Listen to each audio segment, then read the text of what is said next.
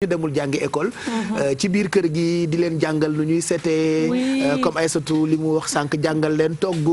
en plus de defal leen seen ay devoirs et tout ça c'est chouette quand même de rester avec les enfants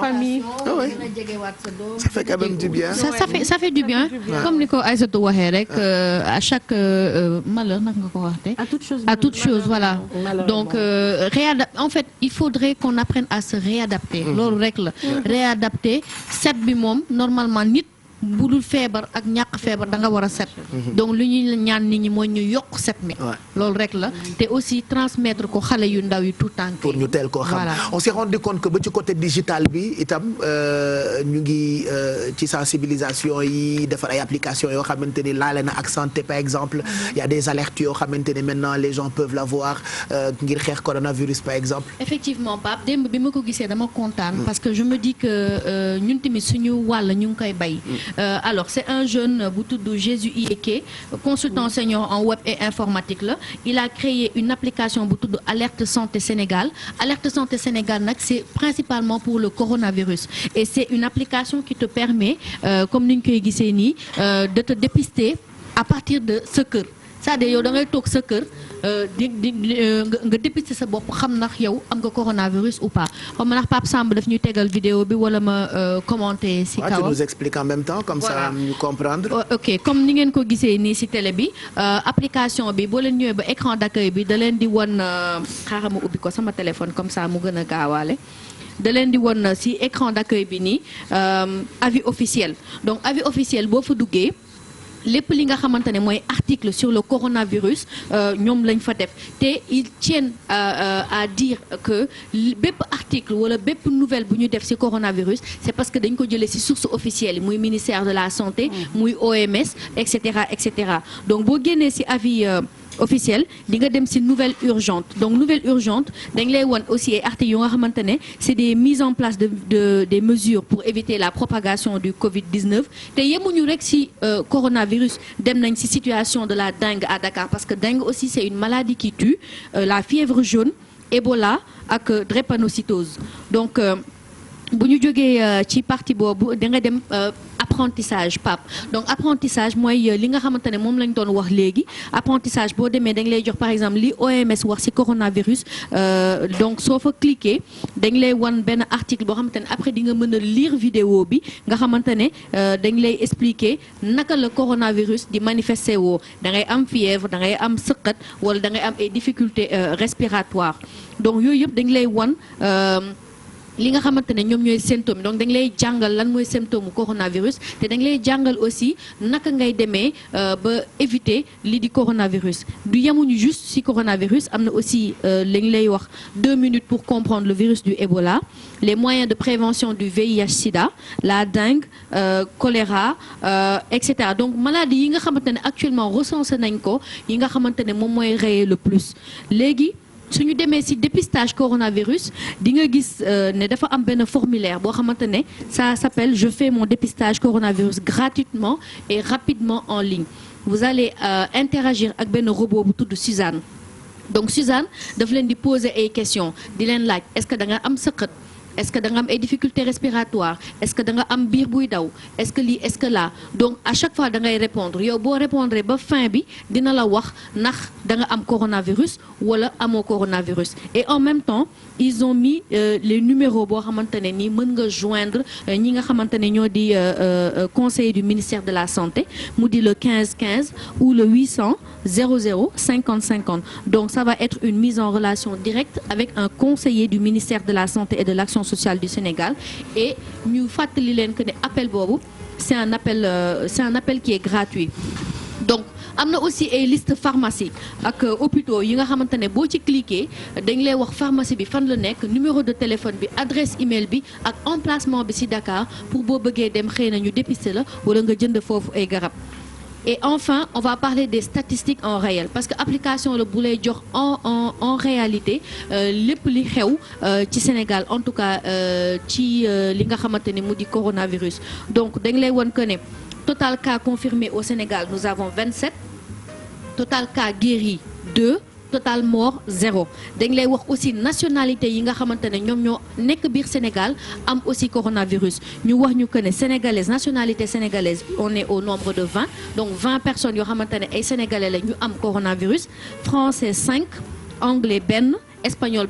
benn donc ñoom ñoo def 27 cas yi nga xamante ne ñoo nekk fii si biir Sénégal am coronavirus bu ñu wàccee ba ci suuf aussi am na carte Sénégal boo xamante ne dañ lay won yan région ñoo am actuellement coronavirus boo cliquer par exemple ci centre de Mbacké Darou Manane dañ lay wax ñaata cas ñoo fa nekk nga cliquer bu Dakar ñu wax la aussi ñaata cas ñoo fa nekk ak ban hôpital nga mën a dem pour xëy na ñu génnee la wala ñu aider la ci li nga xamante ni mu di coronavirus donc Pape application bi la ñu créé à l'attention du coronavirus. Ça s'appelle comment? Nan la tudd? Alerte Santé Sénégal et c'est téléchargeable sur tous les Android gratuitement. Donc xëy na ñëwagul actuellement si li nga xamante ne mu di version Apple mais actuellement ñi nga xamante ne ñoom ñoo créé lii di application bi ñu ngi jéem a def seen kéemtalaay kàttan pour que ñi nga xamante ne aussi dañu am lii di iPhone pour ñoom tamit ñu mën a am application bi et c'est téléchargeable gratuitement. Très intéressant. te Pape aussi yaa ngi doon wax sànq ci affaire fake news yi. Apparemment il y a 10 on a recensé 10 top fake news sur le coronavirus en Afrique. Juste parce que fake news yi aussi ci réseaux sociaux yi lay jaaree la plupart du temps donc ñu wax leen aussi que ñu def attention que le coronavirus ne se transmet pas par les moustiques maanaam du moustique moom mooy joxe coronavirus. du yoo moo koy joxe voilà du yoo moo koy joxe parce que li ñuy wax ni yëpp du rek Sénégal Afrique la en général. donc li nga xamante ne moo di moustique du ko joxe li nga xamante ne moo di tuflit wala sécrétion nasale maanaam bakkatat ngeen baal ma ci kàddu bi yooyu mën na ko joxe. léegi ñu ne aussi les remèdes crédibles mais inutiles mooy antibiotiques yi ñuy wax c'est agit contre les bactéries et non les virus xam nga yenn saa yi nga feebar ñu ne la jëlal antibiotique. xëy na dina ko kii c'est pas automatique. voilà exactement donc loolu tamit nañ ko dindi les vaccins contre la pneumonie ne protègent pas non plus contre le Covid-19. loolu tamit nañ ko xam la cure par la température bi je wax na ko sànq dafa am ñuy naan les théories trumpiennes sur les températures élevées ne sont pas homologuées par la communauté scientifique. Les sèche-mains et les lampes à UV ne pouvant donc prémunir efficacement. L'OMS contredit l'idée selon laquelle le temps froid et la neige protégeraient du nouveau coronavirus. am nañ aussi li nga xamante ne mu di les remèdes fantaisistes.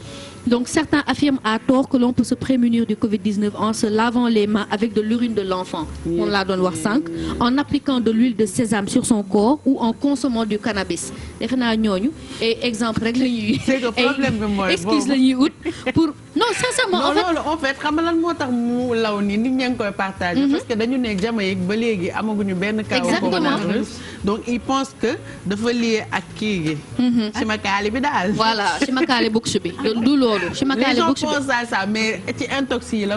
exactement amul benn scientifique boo xamante ne. dem na tey ba vérifier ko ba ne ñu lii c'est une réalité. exactement il y a aussi la transmission par les colis venus de Chine am na ñoo xamante ne dañu ragal lépp lu jógee Chine ba nga xamante dañu ne même bagage yi jógee si Chine sax bëgguñu ko donc dañ lay wax ne que ne les objets les colis mais aussi les pièces de monnaie ou les cartes de crédit du loolu moom mooy joxe l'immunité de la jeunesse am na ñu naan coronavirus du dal xale. donc il est faux de penser que le virus ne touche pas les personnes âgées même si la fragilité d'un organisme influe sur la capacité maanaam du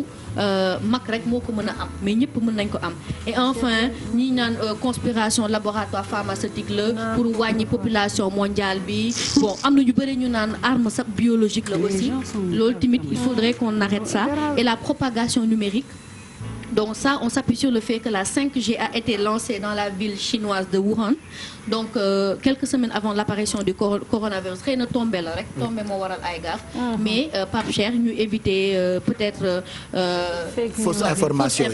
yooyu information yu dul dëgg. lépp luy complot lépp luy voilà. politique et puis partage bi mairie parce que fausse information pour mu dem il faut que nit yi partager ko avant ngay partager dara jëlal sa temps. tu te poses la question est-ce que lii logique na logiqueul est-ce que xel nangu na ko nga dugg internet vérifier ko balaa nga koy partager mais là les gens sont tellement si sensationnel ba nga xam ne dañuy yàkkamti gis benn affaire rek sànni ko partager ko chacun la vidéo bi nga xamante ne dañ ko dugaloon sur YouTube pour préparer au cas où bu fekkee benn maladie bi daf fi dugg naka donc simulation boobu tu as vu man une personne depuis l'Angleterre me l'a envoyé donc boo dalulee voilà moi la première réflexion c'était ça mais keneen koo xamante ne jàngul xamul bu ko gisee day paniquer ba pare day li nga wax rek yéeg tas ko et puis day yee benn euphorie ci nit yi ba aéroport Blaise Diagne il y a eu tellement de cas de coronavirus il faut que les gens fassent attention alors que c'était juste benn oui bien sûr simulation boo xamante ne bu amoon tey noonu la ñuy defee